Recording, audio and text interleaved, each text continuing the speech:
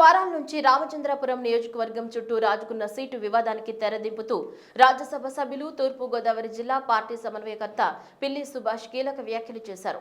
రామచంద్రపురంలో జరిగిన మీడియా సమావేశంలో ఆయన మాట్లాడుతూ కార్యకర్తల్లో వ్యక్తమవుతున్న విషయాలని తాను ముఖ్యమంత్రి దృష్టికి తీసుకెళ్లానని, అలా చేయడం తన బాధ్యత అని తెలియజేశారు.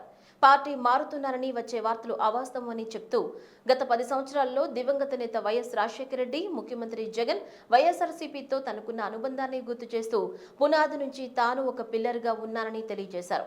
ఈ సందర్భంగా తాను ఎంపీ పదవికి రాజీనామా చేసి పార్టీ వీడతా అనటం బాధాకరమని, దానికి ముఖ్యమంత్రికి క్షమాపణలు చెప్పారు. అలాగే తన మనసులో ఉన్న ప్రతి విషయాన్ని ముఖ్యమంత్రికి తెలియజేశానని, దాని గురించి ఆయన తీసుకున్న నిర్ణయానికి కట్టుబడి ఉంటానని హామీ ఇచ్చారు. ముఖ్యమంత్రి నిర్వహించే సర్వే ఆధారంగానే సీటు ఇవ్వబడుతుందని, వైఎస్ జగన్ సరైన నిర్ణయం తీసుకుంటారనే నమ్మకం ఉందని ఆయన హామీ ఇచ్చారని పిల్లి సుభాష్ చెప్పారు.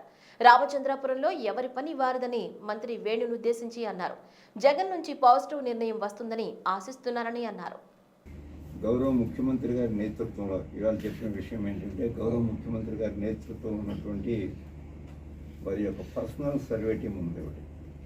ఆ పర్సనల్ సర్వే టీం ద్వారా మరి పూర్తిగా వారు విచారణ చేసి, అంటే సర్వే చేసి, ఇక్కడ జరుగుతున్నటువంటివన్నీ కూడా ఒక నివేదిక పంపించమని వారు ఆదేశించడం జరిగింది. వారిని ఆ నివేదిక వచ్చిన తర్వాత మరి వారు చర్యలు తీసుకోవడానికి నేను కూడా అంగీకరించాను. ఎందుచేతంటే ఆ సర్వే ముఖ్యమంత్రి గారి నేతృత్వంలో ఉన్నటువంటి సర్వే కాబట్టి, దాంట్లో మరొకటి జోక్యం ఉండే అవకాశం లేదు కాబట్టి ఖచ్చితంగా మనం అంగీకరించి తీరవలసిందే.